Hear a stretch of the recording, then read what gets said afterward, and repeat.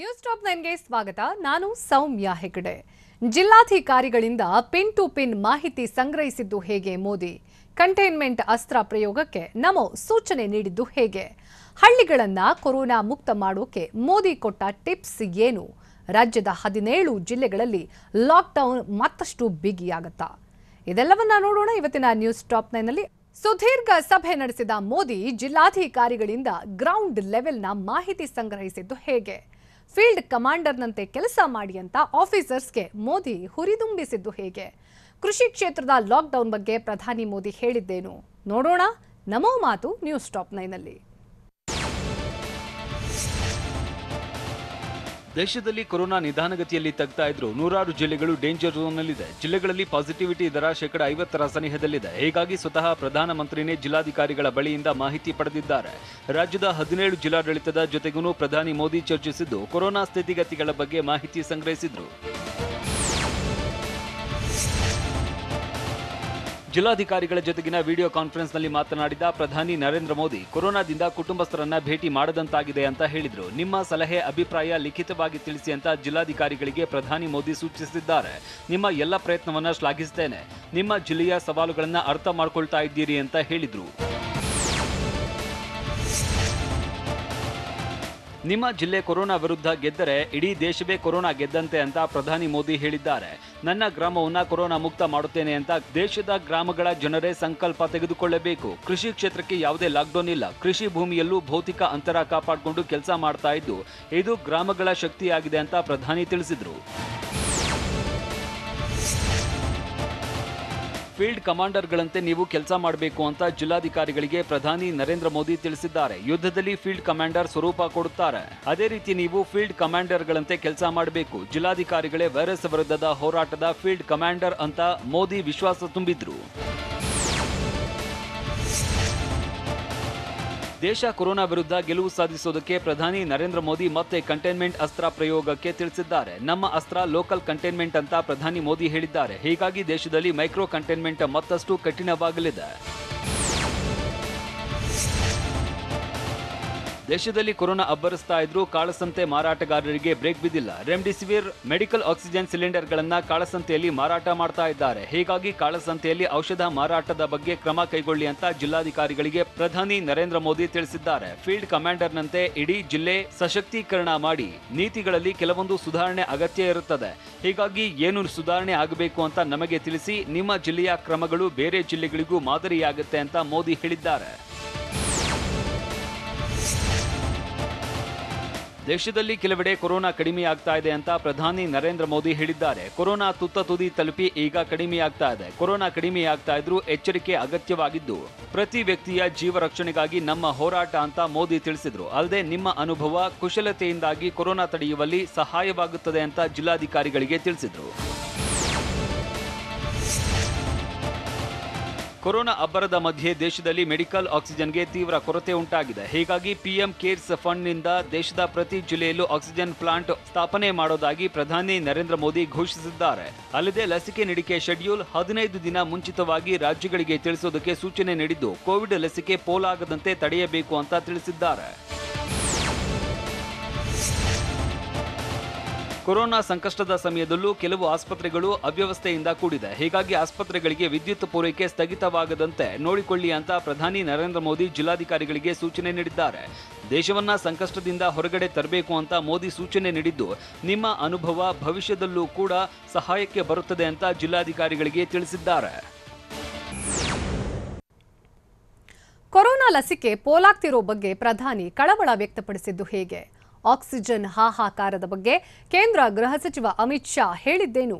ಬೆಂಗಳೂರಲ್ಲಿ ಲಾಕ್ಡೌನ್ ಬೇಕು ಅಂತ ಗೌರವ್ ಗುಪ್ತಾ ಹೇಳಿದ್ದು ಯಾಕೆ? ನೋಡೋಣ ಖಡಕ್ ಲಾಕ್ ನ್ಯೂಸ್ ಟಾಪ್ 9ನಲ್ಲಿ. ಕೊರೋನಾ ಬಗ್ಗೆ ಸ್ಥಳೀಯ ಭಾಷೆಯಲ್ಲಿ ಮಾಹಿತಿ ನೀಡಿ ಅಂತ ಪ್ರಧಾನಿ ನರೇಂದ್ರ ಮೋದಿ ತಿಳಿಸಿದ್ದಾರೆ. ಸ್ಥಳೀಯರಿಗೆ ಅರ್ಥವಾದರೆ ಅವರಿಗೆ ಧೈರ್ಯ ಬರುತ್ತೆ. ಕೆಲವೊಂದು ಗೀತೆ, ಪದ್ಯ, ಕವಿತೆಗಳ ಮೂಲಕ ಮಕ್ಕಳಲ್ಲಿ ಮನೋಸ್ಥೈರ್ಯ ತುಂಬಬಹುದೆಂದು ಕೇಳಿದ್ದೇನೆ ಎಂದು ಜಿಲ್ಲಾಧಿಕಾರಿಗಳಿಗೆ ಮೋದಿ ತಿಳಿಸಿದ್ದಾರೆ. ಅಲ್ಲದೆ ಕೋವಿಡ್ ಲಸಿಕೆ ಪೋಲಾಗದಂತೆ ನೋಡಿಕೊಳ್ಳಬೇಕು. ಒಂದು ವಲಯದಿಂದ 10 ಜನರಿಗೆ ಲಸಿಕೆ ಹಾಕಬಹುದು. ಕೆಲವೊಂದು ಕಡೆ 11 ಜನರಿಗೆ ಲಸಿಕೆ ಹಾಕಿದ್ದು ಇದೇ ರೀತಿ ಲಸಿಕೆ ಪೋಲಾಗದಂತೆ ಗಮನ ಹರಿಸಬೇಕು ಅಂತ ಮೋದಿ ಹೇಳಿದ್ದಾರೆ.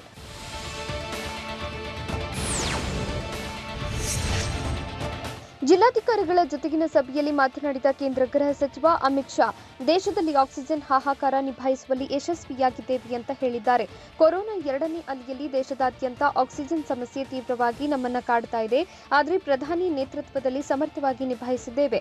ಜಗತ್ತಿನ ಅನೇಕ ರಾಷ್ಟ್ರಗಳು ಆಕ್ಸಿಜನ್ ಪೂರೈಕೆ ಮಾಡಿದ್ದು ಸೋಂಕಿತರಿಗೆ ತಲುಪಿಸುವಲ್ಲಿ ಶ್ರಮ ವಹಿಸಿದ್ದೇವೆ ಎಂದು ಅಮಿತ್ ಶಾ ತಿಳಿಸಿದ್ದಾರೆ.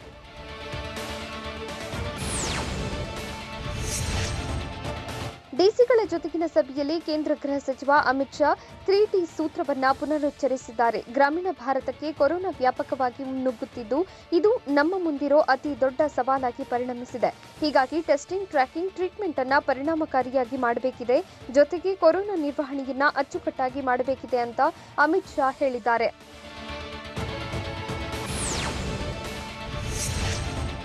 ಲಾಕ್ಡೌನ್ನಿಂದ ಬೆಂಗಳೂರಿನಲ್ಲಿ ಕೊರೋನಾ ನಿಯಂತ್ರಣಕ್ಕೆ ಬಂದಿದೆ ಅಂತ ಪ್ರಧಾನಿ ನರೇಂದ್ರ ಮೋದಿ ಜೊತೆ ಸಂವಾದದ ವೇಳೆ ಬಿಬಿಎಂಪಿ ಮುಖ್ಯ ಆಯುಕ್ತ ಗೌರವ್ ಗುಪ್ತಾ ಹೇಳಿದ್ದಾರೆ. ಬೆಂಗಳೂರಿನಲ್ಲಿ ಪ್ರತಿನಿತ್ಯ 26,000 ಪ್ರಕರಣ ಬರ್ತಾ ಇದ್ದು, ಆದರೆ ಲಾಕ್ಡೌನ್ನಿಂದ 10,000 ಕಡಿಮೆಯಾಗಿದೆ. ಕೊರೋನಾ ನಿಯಂತ್ರಣಕ್ಕೆ ಎಲ್ಲಾ ಕಠಿಣ ಕ್ರಮ ಕೈಗೊಂಡಿದ್ದೇವೆ. ಅಂಗನವಾಡಿ ಕಾರ್ಯಕರ್ತೆಯರು, ಆಶಾ ಕಾರ್ಯಕರ್ತೆಯರು, ಶಿಕ್ಷಕರಿಂದ ಹೋಮ್ ಐಸೋಲೇಷನ್ ಮಾನಿಟರ್ ಆಗ್ತಾ ಇದೆ. ಬೆಂಗಳೂರಿನ ಎಲ್ಲಾ ವಲಯಗಳಲ್ಲಿ ವಾರ್ ರೂಮ್ ತೆರೆದಿದ್ದೇವೆ ಎಂದು ಗೌರವ್ ಗುಪ್ತಾ ಮಾಹಿತಿ ನೀಡಿದ್ದಾರೆ.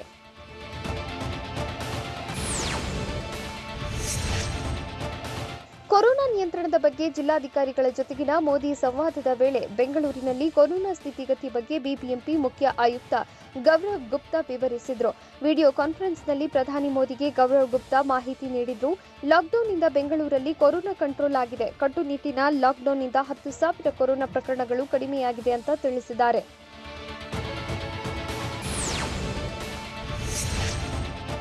ಬೆಂಗಳೂರು ಸೇರಿದಂತೆ ರಾಜ್ಯದಾದ್ಯಂತ ಮತ್ತಷ್ಟು ದಿನ ಲಾಕ್ಡೌನ್ ಫಿಕ್ಸ್ ಆದಂತಿದೆ. ಕೊರೋನಾ ಕಂಟ್ರೋಲ್ಗೆ ಕಠಿಣ ಲಾಕ್ಡೌನ್ನಿಂದ ಬೆಂಗಳೂರು ಸೇರಿದಂತೆ ರಾಜ್ಯದ ವಿವಿಧೆಡೆ ಕೊರೋನಾ ಕಂಟ್ರೋಲ್ಗೆ ಬಂದಿದೆ ಅಂತ ಬಿಬಿಎಂಪಿ ಮುಖ್ಯ ಆಯುಕ್ತ ಗೌರವ್ ಗುಪ್ತಾ ತಿಳಿಸಿದ್ದಾರೆ. ಹೀಗಾಗಿ ರಾಜ್ಯದಲ್ಲಿ ಮತ್ತಷ್ಟು ದಿನ ಲಾಕ್ಡೌನ್ ವಿಸ್ತರಣೆ ಆಗೋ ಸಾಧ್ಯತೆಗಳಿವೆ. ಆದರೆ 17 ಜಿಲ್ಲೆಗಳಿಗೆ ಮಾತ್ರ ಲಾಕ್ಡೌನ್ ಸೀಮಿತವಾಗುತ್ತಾ, ಇಲ್ಲ ರಾಜ್ಯದಾದ್ಯಂತ ಲಾಕ್ಡೌನ್ ಕಂಟಿನ್ಯೂ ಮಾಡಲಾಗುತ್ತಾ ಅನ್ನೋದು ಪ್ರಶ್ನೆಯಾಗಿದೆ.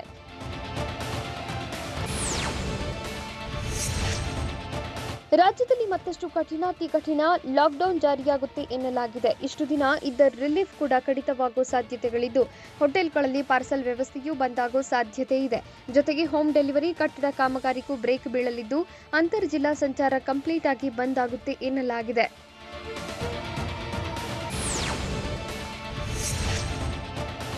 ರಾಜ್ಯದ 17 ಜಿಲ್ಲೆಗಳಲ್ಲಿ ಮತ್ತಷ್ಟು ಕಠಿಣ ರೂಲ್ಸ್ ಜಾರಿಯಾಗುವ ಸಾಧ್ಯತೆಗಳಿವೆ. ರೂಲ್ಸ್ ಕಠಿಣಗೊಳಿಸುವ ಬಗ್ಗೆ ಡಿಸಿಎಂ ಅಶ್ವಥ್ ನಾರಾಯಣ್ ಸುಳಿವು ಕೊಟ್ಟಿದ್ದಾರೆ.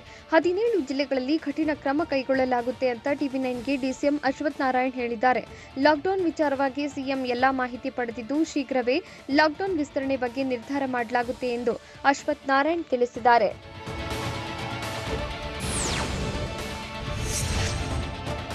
ರಾಜ್ಯದಲ್ಲಿ ಲಾಕ್ಡೌನ್ ವಿಸ್ತರಣೆ ಅನಿವಾರ್ಯವಾಗಿದ್ದು, ಇನ್ನು 1 ತಿಂಗಳು ಲಾಕ್ಡೌನ್ ವಿಸ್ತರಣೆ ಮಾಡಬೇಕು ಅಂತ ಮಾಜಿ ಮುಖ್ಯಮಂತ್ರಿ ಎಚ್.ಡಿ. ಕುಮಾರಸ್ವಾಮಿ ಹೇಳಿದ್ದಾರೆ. ಅಲ್ಲದೆ ರಾಜ್ಯದ ಜನರ ಜೀವದ ಜೊತೆ ಆಟ ಆಡಬೇಡಿ ಅಂತ ಸರ್ಕಾರಕ್ಕೆ ಖಡಕ್ ಎಚ್ಚರಿಕೆ ಕೊಟ್ಟಿದ್ದಾರೆ.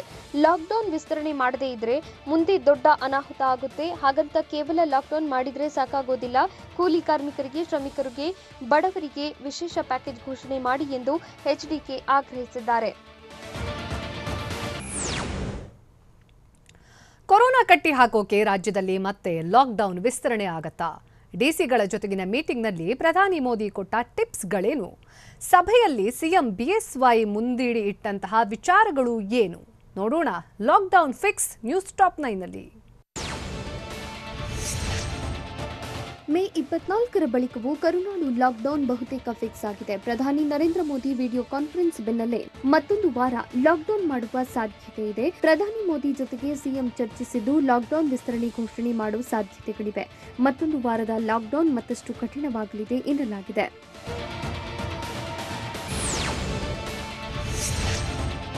ಕೆಲವೇ ಕ್ಷಣಗಳಲ್ಲಿ ಲಾಕ್ಡೌನ್ ಕಂಟಿನ್ಯೂ ಭವಿಷ್ಯ ನಿರ್ಧಾರವಾಗಲಿದೆ. ವಿಡಿಯೋ ಕಾನ್ಫರೆನ್ಸ್ ಮೂಲಕ ಪ್ರಧಾನಿ ನರೇಂದ್ರ ಮೋದಿ ಜೊತೆ ಸಿಎಂ ಬಿಎಸ್ವೈ ಸಂವಾದ ನಡೆಸಿದ್ದು, ಕೆಲವೇ ಹೊತ್ತಲ್ಲಿ ಲಾಕ್ಡೌನ್ ಮುಂದುವರಿಕೆ ಘೋಷಣೆ ಮಾಡುವ ಸಾಧ್ಯತೆಗಳಿವೆ. 1 ವಾರ ಲಾಕ್ಡೌನ್ ಆಗುತ್ತಾ, 2 ವಾರ ಲಾಕ್ಡೌನ್ ಮಾಡ್ತಾರಾ ಅನ್ನೋದು ಕುತೂಹಲ ಮೂಡಿಸಿದೆ.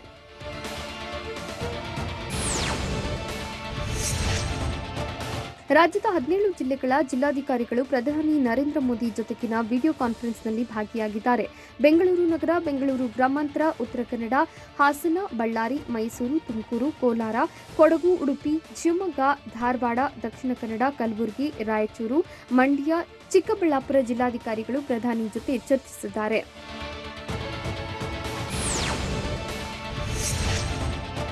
ರಾಜ್ಯದಲ್ಲಿ ಕೊರೋನಾ ಎರಡನೇ ಅಲೆ ತೀವ್ರವಾಗ್ತಾ ಇದ್ದು, ಇದೇ ಮೊದಲ ಬಾರಿಗೆ ಜಿಲ್ಲಾಧಿಕಾರಿಗಳ ಜೊತೆ ಪ್ರಧಾನಿ ನರೇಂದ್ರ ಮೋದಿ ನೇರವಾಗಿ ಸಂವಾದ ಮಾಡುತ್ತಿದ್ದಾರೆ.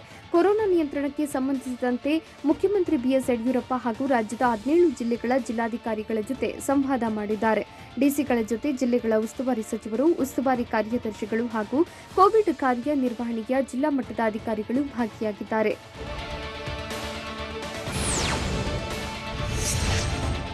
ದೇಶದಲ್ಲಿ ಹುಚ್ಚು ಕುದುರೆಯಂತೆ ಓಡುತ್ತಿರೋ ಕೊರೋನಾ ಕಟ್ಟಿಹಾಕಲು ಪ್ರಧಾನಿ ನರೇಂದ್ರ ಮೋದಿ ಮುಂದಾಗಿದ್ದು, ದೇಶದ 100 ಜಿಲ್ಲೆಗಳ ಜಿಲ್ಲಾಧಿಕಾರಿಗಳ ಜೊತೆ ಸಭೆ ನಡೆಸುತ್ತಿದ್ದಾರೆ. ಇಂದು 54 ಜಿಲ್ಲಾಧಿಕಾರಿಗಳ ಜೊತೆ ಚರ್ಚಿಸಿದ್ದು, ನಾಡಿದ್ದು 46 ಜಿಲ್ಲಾಧಿಕಾರಿಗಳ ಜೊತೆ ವಿಡಿಯೋ ಕಾನ್ಫರೆನ್ಸ್ ಮಾಡಲಿದ್ದಾರೆ. ಕೊರೋನಾ ಕೇಸ್ ನಿಯಂತ್ರಣಕ್ಕೆ ಕೆಲ ಸಲಹೆ, ಮಾರ್ಗದರ್ಶನ ನೀಡಿರುವ ಪ್ರಧಾನಿ ಮೋದಿ ಟೆಸ್ಟಿಂಗ್, ಟ್ರೀಟ್ಮೆಂಟ್, ಐಸೋಲೇಷನ್, ಕ್ವಾರಂಟೈನ್ಗೆ ಹೆಚ್ಚಿನ ಒತ್ತು ನೀಡಲು ಸೂಚಿಸಿದ್ದಾರೆ.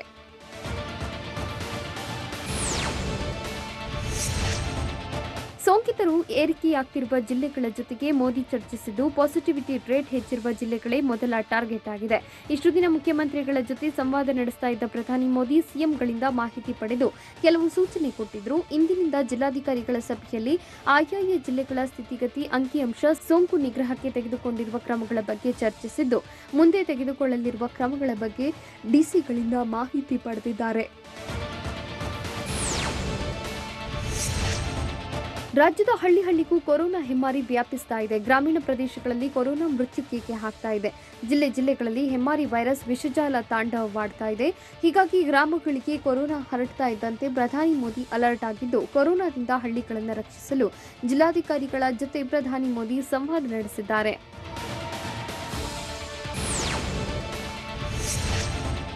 ಕರ್ನಾಟಕ ಲಾಕ್ಡೌನ್ ಭವಿಷ್ಯ ಇಂದೇ ಫೈನಲ್ ಆಗುವ ಸಾಧ್ಯತೆಗಳಿದ್ದು, ರಾಜ್ಯದಲ್ಲಿ 1 ವಾರ ಲಾಕ್ಡೌನ್ ವಿಸ್ತರಣೆ ಫಿಕ್ಸ್ ಅಂತ ಹೇಳಲಾಗ್ತಾ ಇದೆ. ಇಂದು ಸಂಜೆ ಅಥವಾ ನಾಳೆ ಈ ಬಗ್ಗೆ ಅಧಿಕೃತವಾಗಿ ಘೋಷಣೆ ಮಾಡಲಿದ್ದಾರೆ ಎನ್ನಲಾಗಿದ್ದು, ಪ್ರಧಾನಿ ನರೇಂದ್ರ ಮೋದಿ ಜೊತೆಗಿನ ಸಭೆಯಲ್ಲೇ ರೂಪರೇಷೆ ತಯಾರಿ ಮಾಡಿರೋ ಸಾಧ್ಯತೆ ಇದೆ.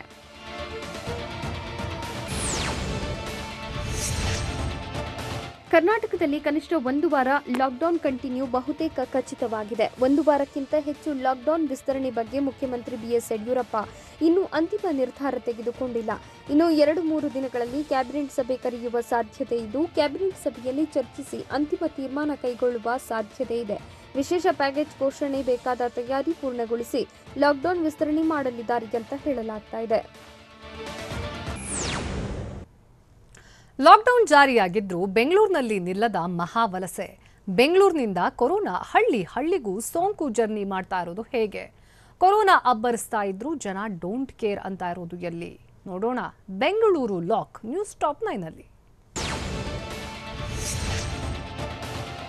ಲಾಕ್ಡೌನ್ ಮಾಡಿದ್ರು ಬೆಂಗಳೂರಲ್ಲಿ ಮಹಾವಲಸೆ ಮಾತ್ರ ಇನ್ನೂ ನಿಂತಿಲ್ಲ. ಮತ್ತೊಂದು ವಾರ ಲಾಕ್ಡೌನ್ ವಿಸ್ತರಣೆ ಮಾಡೋ ಸಾಧ್ಯತೆಗಳು ಇರೋದ್ರಿಂದ ರೈಲಿನಲ್ಲಿ ಜನರು ತೆರಳುತ್ತಾ ಇದ್ದಾರೆ. ಕಳೆದ 15 ದಿನಗಳಿಂದ ನಿರಂತರವಾಗಿ ಜನರು ಪ್ರಯಾಣಿಸುತ್ತಿದ್ದು, ಊರು ಸೇರಿಕೊಂಡ್ರೆ ಸಾಕು ಎಂದು ಬೆಂಗಳೂರು ಬಿಡುತ್ತಿದ್ದಾರೆ. ಕುಟುಂಬ ಸಮೇತ ಗಂಟು ಮುಟ್ಟೆ ಕಟ್ಟಿಕೊಂಡು ತಮ್ಮ ಊರುಗಳತ್ತ ಜನರು ಪ್ರಯಾಣಿಸುತ್ತಿದ್ದಾರೆ.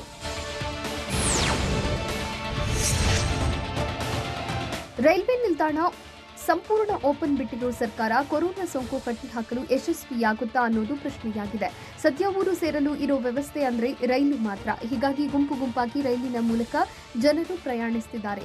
ಈ ಮೂಲಕ ನಗರ ಪ್ರದೇಶಗಳಿಂದ ಹಳ್ಳಿಗೆ ಕೊರೋನಾ ಕೊಂಡೊಯ್ಯುತ್ತಿದ್ದಾರೆ. ಸರ್ಕಾರದ ಎಡವಟ್ಟಿನಿಂದ ರಾಜ್ಯದ ಗ್ರಾಮೀಣ ಪ್ರದೇಶಗಳಲ್ಲಿ ಮತ್ತಷ್ಟು ಸೋಂಕು ಹೆಚ್ಚಾಗುವ ಆತಂಕ ಕಾಡ್ತಾ ಇದ್ದು, ಬೆಂಗಳೂರಿನ ಕ್ರಾಂತಿವೀರ ಸಂಗೊಳ್ಳಿ ರಾಯಣ್ಣ ರೈಲ್ವೆ ನಿಲ್ದಾಣ ಕೊರೋನಾ ಹಾಟ್ಸ್ಪಾಟ್ ಆಗುವ ಆತಂಕ ಕಾಡ್ತಾ ಇದೆ.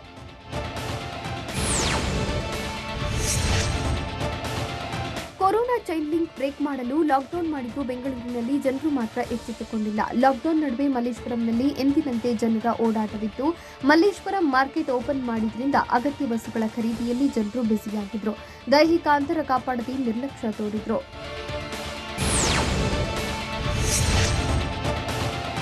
ಶಿವಾಜಿನಗರದಲ್ಲಿ ಜನರ ನಿರ್ಲಕ್ಷ್ಯ ಮುಂದುವರೆದಿದೆ. ಬೆಳಗ್ಗೆ 6 ಗಂಟೆಗೆ ಹೂವು, ಹಣ್ಣು, ತರಕಾರಿ ಅಂಗಡಿಗಳು ಸೇರಿದಂತೆ ರಸಲ್ ಮಾರ್ಕೆಟ್ ಓಪನ್ ಆಗಿದ್ವು. ಆದರೆ ಗ್ರಾಹಕರ ಸಂಖ್ಯೆಯಲ್ಲಿ ಇಳಿಕೆ ಕಂಡಿತ್ತು. ಹೀಗಿದ್ರೂ ದೈಹಿಕ ಅಂತರ, ಮಾಸ್ಕ್ ಮರೆತ ವ್ಯಾಪಾರಿಗಳು ಸರ್ಕಾರದ ರೂಲ್ಸ್ ಬ್ರೇಕ್ ಮಾಡಿದ್ರು.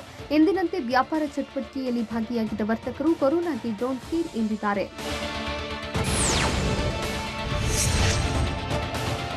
ಯಶವಂತಪುರ ಮಾರುಕಟ್ಟೆಯಲ್ಲಿ ಬಿಬಿಎಂಪಿ ಮಾರ್ಷಲ್ಗಳು ಹೈ ಅಲರ್ಟ್ ಆಗಿದ್ರು. ಮಾಸ್ಕ್ ಇಲ್ಲದೆ ಮೈ ಮರೆತವರಿಗೆ ಮಾರ್ಷಲ್ಗಳು ದಂಡ ವಿಧಿಸಿ ಬಿಸಿ ಮುಟ್ಟಿಸಿದ್ದಾರೆ. ಮಾರ್ಕೆಟ್ನಲ್ಲಿ ಯಥಾ ಪ್ರಕಾರ ಒಂದಷ್ಟು ಜನರು ಓಡಾಡಿದ್ದು, ಕೆಲವೆಡೆ ಅಗತ್ಯ ವಸ್ತುಗಳನ್ನು ಖರೀದಿಸಲು ಮುಗಿಬಿದ್ದಿದ್ರು. ಅಲ್ಲದೆ ಆಟೋಗಳ ಓಡಾಟವೂ ಜೋರಾಗಿತ್ತು. ಹೀಗಾಗಿ ಆಟೋದಲ್ಲಿ ಮಾಸ್ಕ್ ಧರಿಸದೆ ಪ್ರಯಾಣಿಸುತ್ತಿದ್ದ ಪ್ರಯಾಣಿಕರಿಂದ ಬಿಬಿಎಂಪಿ ಮಾರ್ಷಲ್ಗಳು ದಂಡ ವಸೂಲಿ ಮಾಡಿದ್ರು.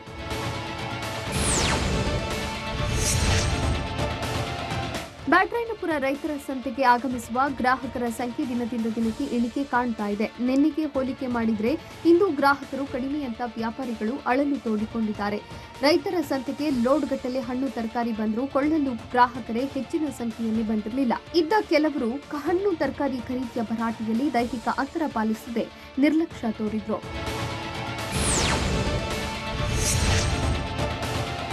ಲಾಕ್ಡೌನ್ ಜಾರಿಯಲ್ಲಿದ್ದು ವಾಹನ ಸಂಚಾರಕ್ಕೆ ಬ್ರೇಕ್ ಬಿದ್ದಿಲ್ಲ. ಹೀಗಾಗಿ ಟ್ರಾಫಿಕ್ ಪೊಲೀಸರು ಫೀಲ್ಡ್ಗಿಳಿದಿದ್ದು ಅನಾವಶ್ಯಕವಾಗಿ ಸಂಚಾರ ಮಾಡುತ್ತಿರುವ ವಾಹನಗಳನ್ನು ಸೀಸ್ ಮಾಡುತ್ತಿದ್ದಾರೆ. ಏರ್ಪೋರ್ಟ್ ರಸ್ತೆಯಲ್ಲಿ ಅನಗತ್ಯ ಸಂಚಾರಕ್ಕೆ ಪೊಲೀಸರು ಬ್ರೇಕ್ ಹಾಕ್ತಿದ್ದಾರೆ. ಲಾಕ್ಡೌನ್ ಇದೆ ಅಂತ ಹೆಲ್ಮೆಟ್ ಹಾಕದೆ ಓಡಾಡ್ತಿರೋ ಬೈಕ್ ಸವಾರರಿಗೆ ದಂಡ ವಿಧಿಸುತ್ತಿದ್ದಾರೆ.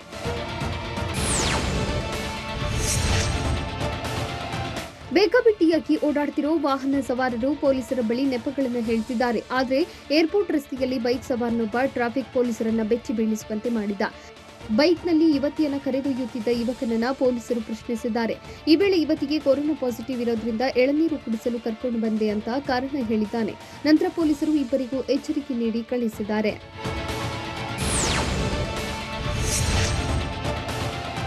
ಲಾಕ್ಡೌನ್ ವೇಳೆ ಇಂದಿರಾ ಕ್ಯಾಂಟೀನ್ ಸಾಕಷ್ಟು ಜನರಿಗೆ ಆಸರಿಯಾಗ್ತಾ ಇದೆ. ಉಚಿತ ಊಟ ನೀಡುತ್ತಿರೋದ್ರಿಂದ ಬೆಳಗ್ಗೆಯೇ ಇಂದಿರಾ ಕ್ಯಾಂಟೀನ್ ಮತ್ತು ಇಂದಿರಾ ಮೊಬೈಲ್ ಕ್ಯಾಂಟೀನ್ ಮುಂದೆ ಜನರು ಸಾಲುಗಟ್ಟಿ ನಿಂತಿದ್ರು. ಯಲಹಂಕ ನ್ಯೂ ಟೌನ್, ಅನ್ನಪೂರ್ಣೇಶ್ವರಿ ನಗರ ಸೇರಿದಂತೆ ಹಲವು ಕಡೆ ಇಂದಿರಾ ಕ್ಯಾಂಟೀನ್ ಮುಂದೆ ಕ್ಯೂ ಸಾಮಾನ್ಯವಾಗಿ ಕಂಡುಬಂತು. ದೈಹಿಕವಾಗಿ ಅಂತರ ಪಾಲಿಸಿ ಮಾಸ್ಕ್ ಧರಿಸಿ ಜನರು ಪಾರ್ಸಲ್ ಪಡೆದ್ರು.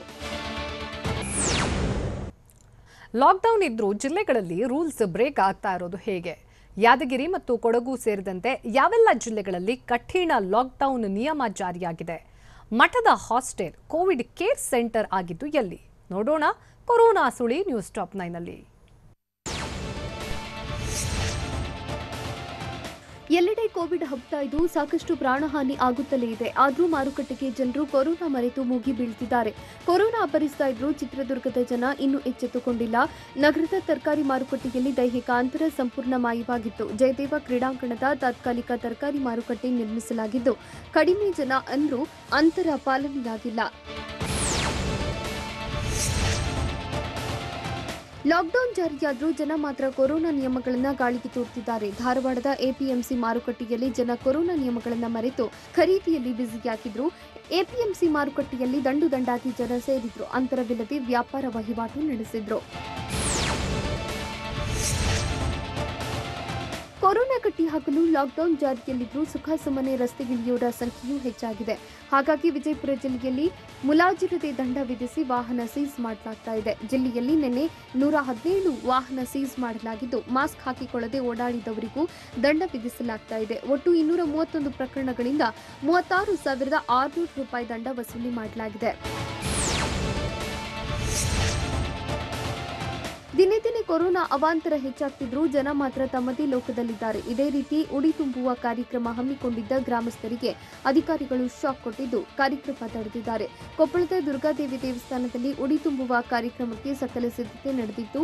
ಹೀಗಾಗಿ ತಹಶೀಲ್ದಾರ್ ದೇವಸ್ಥಾನವನ್ನು ಕ್ಲೋಸ್ ಮಾಡಿಸೋದರ ಜೊತೆಗೆ ದೇಗುಲಕ್ಕೆ ತೆರಳುವ ರಸ್ತೆಯನ್ನು ಬಂದ್ ಮಾಡಿ ಕಾರ್ಯಕ್ರಮಕ್ಕೆ ಬ್ರೇಕ್ ಹಾಕಿದ್ದಾರೆ. ಯಾದಗಿರಿ ಜಿಲ್ಲೆಯಲ್ಲಿಯೂ ಕಂಪ್ಲೀಟ್ ಲಾಕ್ಡೌನ್ ಆಗಲಿದೆ. ನಾಳೆಯಿಂದ ಯಾದಗಿರಿ ಜಿಲ್ಲೆಯ 3 ದಿನಗಳ ಕಾಲ ಸಂಪೂರ್ಣ ಸ್ತಬ್ಧವಾಗಲಿದೆ. ಇಂದು ಬೆಳಗ್ಗೆ 10 ಗಂಟೆವರೆಗೆ ಮಾತ್ರ ಅಗತ್ಯ ವಸ್ತುಗಳ ಖರೀದಿಗೆ ಅವಕಾಶ ನೀಡಲಾಗಿತ್ತು. ಹಾಗಾಗಿ ಬೆಳ್ಳಂಬೆಳಗ್ಗೆಯೇ ಮಾರುಕಟ್ಟೆಯಲ್ಲಿ ಸಾವಿರಾರು ಮಂದಿ ಸೇರಿದ್ರು. ಮುಂದಿನ 3 ದಿನಗಳ ಕಾಲ ತರಕಾರಿ ದಿನಸಿ ಸಹ ಸಿಗೋದಿಲ್ಲ. ಇದರಿಂದ ತರಕಾರಿ ಖರೀದಿಗೆ ಮುಗಿದಿದ್ದ ಜನ ಅಂತರ ಮರೆತು ಗುಂಪಾಗಿ ಸೇರಿದ್ರು. ಲಾಕ್ಡೌನ್ ರೂಲ್ಸ್ಗೆ ಜನ ಬಗ್ಗುವುದಿಲ್ಲವೆಂದು ಕೊಡಗಿನಲ್ಲಿ ಮತ್ತಷ್ಟು ಕಠಿಣ ನಿಯಮಗಳನ್ನು ಜಾರಿಗೊಳಿಸಲಾಗಿದೆ. ಕೊಡಗು ಜಿಲ್ಲೆಯಲ್ಲಿ ಇಂದು ಕಠಿಣ ಲಾಕ್ಡೌನ್ ಜಾರಿಯಾಗಿದ್ದು ಹಾಲು ಪೇಪರ್ ಬಿಟ್ಟು ಉಳಿದೆಲ್ಲ ಸೇವೆಗಳನ್ನು ಬಂದ್ ಮಾಡಲಾಗಿದೆ.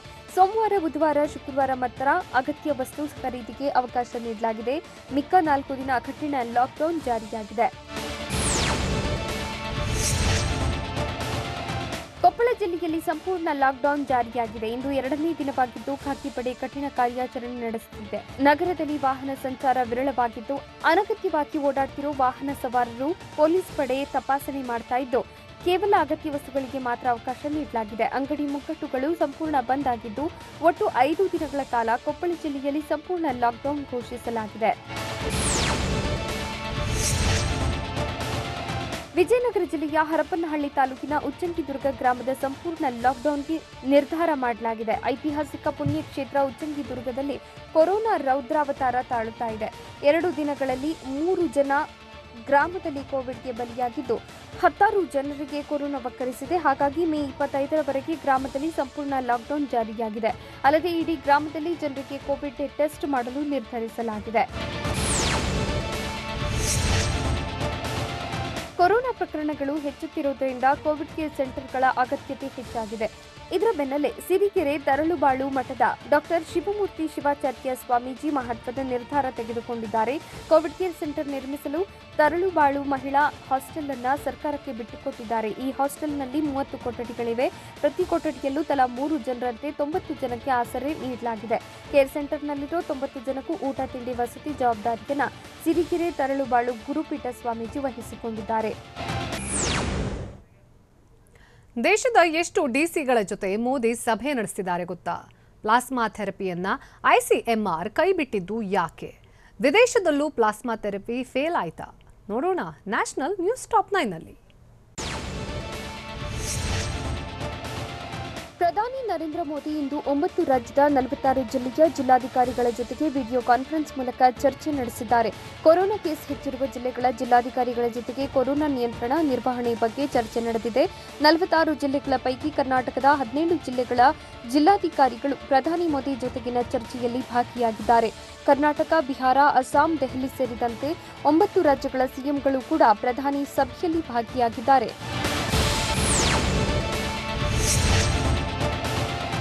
ಕೊರೋನಾ ಸೋಂಕು ಹೆಚ್ಚಾಗಿರುವ ಜಿಲ್ಲೆಗಳನ್ನು ಪ್ರಧಾನಿ ಮೋದಿ ತಮ್ಮ ಸಂವಾದಕ್ಕೆ ಆಯ್ಕೆ ಮಾಡಿಕೊಂಡಿದ್ದಾರೆ.